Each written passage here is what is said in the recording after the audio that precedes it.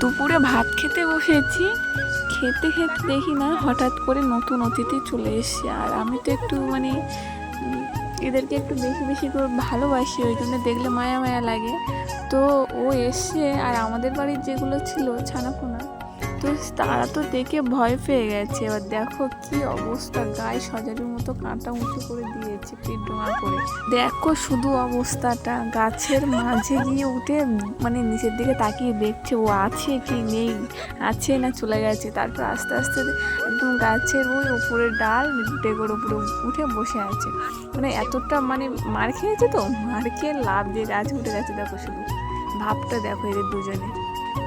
আমি সবাই খেতে খেতে হঠাৎ করে চোখ পড়েছে আমার ধারে, বসে থাকতে থাকতে গাটা ফুলিয়ে দিয়েছে। হঠাৎ কী হলো, ও যখন আসে ও একে সহ্য করতে পারে না, আর ওকে সহ্য করতে পারে না। ওদের এটাই একটাই সমস্যা। আমাদের বাড়িতে আরও দু তিনজন অতিথি আছে, কিন্তু একে আমি ছোটোবেলা থেকে কে তুলে দিয়ে গেছিলো, তুলে দিয়ে যাওয়ার পরে খেতে পারতো না, তো অন্যরকমভাবে একটু মানুষ করেছি। গা সেঁটা মতো আছে। তো দেখো ও বসছিল, আর ও এসছে বলে, বড় বিড়ালটা এসছে বলে এর অবস্থাটা দেখো শুধু। গাছের মাঝে উঠে বসে বসে দেখছে, বলে না ঢালাই না পড়লে বিড়াল গাছে ওঠে না, সেটাই। দেখো কি আর করবো, ওকে ডাকছিল ও আসে না, তো একে নিয়ে একটু গায়ে হাতটা ধরে দিলাম। তারপর ওর দিকে একটু ক্যামেরা করছি, ও দেখছি নামছে না, ও শুধু লক্ষ্য রেখেছে কি করছে, যাচ্ছে না যাচ্ছে, তারপরে ও নামবে।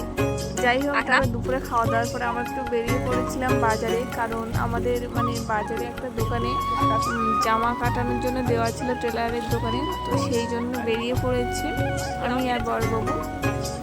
তো গাড়ি নিয়ে বেরিয়ে পড়লাম। তো যেতে যেতে দেখলাম আমাদের বাড়ির সাইডে যখন বেরোচ্ছি তখন মেঘলা করে আছে, বর্ষা বর্ষা ভাব। আর এখানে দেখো আস্তে আস্তে একটা গ্রামের দৃশ্য তোমাদেরকে দেখালাম। তো যাই হোক, এটা আমাদের বাড়ির দিকটা একটু মেঘলা মেঘলা মতো ভাব। তারপরে ওই সাইডটা যেতে না যেতেই রৌদ্র, প্রচুর রৌদ্র, কারণ ওটা হচ্ছে অন্য সাইড, অনেকটা দূর বাড়ি থেকে আমাদের। তো সেই জন্য রৌদ্র দিয়েছে। আমি বলছি ভালো, আমাদের বাড়ির দিকটা বর্ষা হচ্ছে আর এদিকটা রৌদ্র। তো যাই হোক, আমাদের গ্রামের প্রকৃতি, সুন্দরবনের প্রকৃতি অসাধারণ। তো না দেখলে মিস করা যাবে না। শুধু রাস্তায় বেরোনো হয় না, বাইরে বেরোনো হয় না সেইভাবে, সেই জন্য উপভোগ করা যায় না। তো মাঝে মাঝে যখন বেরোই তখন উপভোগ করতেই তো হবে, বলো। তো চলো, আমি তো এনজয় করছি, তোমরাও এনজয় করতে থাকো। আমাদের গ্রামের রাস্তাঘাটগুলো কেমন দেখো এখান থেকে। এবছর বর্ষায় এত হারে হয়েছে যে দেখো রাস্তার দুই সাইডে এত হারে মাঠে জল জমেছে যে কেউ চাষবাস করতে পারছে না। তো আমাদের বাড়ির সামনে যে মাঠটা আছে সেখানে সবাই মোটামুটি চাষবাস করছে। আমাদের এখানে জলটা সরার রাস্তা পথ যেটা বলে সেটাই আছে, নদীতে সরে যায়। কিন্তু এই সাইডটা জল সরার কোনো জায়গাই নেই, জলটা বেরোনোর সেরকম কোনো জায়গা নেই। তো সেই জন্য ওরা এবছর আর চাষবাস করতে পারিনি। দেখো মাঠে জল থই থই করছে একদম, বাড়িঘরগুলো দেখো জলে বয়ে আছে, দেখতে পাচ্ছ। বাড়িঘরগুলো অন্যের প্রথম ধাপ পর্যন্ত ঘরের যে ওই কন্যাটা হয় সেটার প্রথম ধাপ পর্যন্ত জল। তো তার জন্য জল সরছে না, তার জন্য ওরা চাষবাস করতে পারছে না। আর পাতা যা করেছিল সব তো মরে গেছে, পচে গেছে। তো যাই হোক, সুন্দরবনের মানুষরা অনেক কষ্ট করে থাকে গ্রামে চাষবাস করে। তারপর দেখতে আমরা বাজারে পৌঁছেও গেলাম।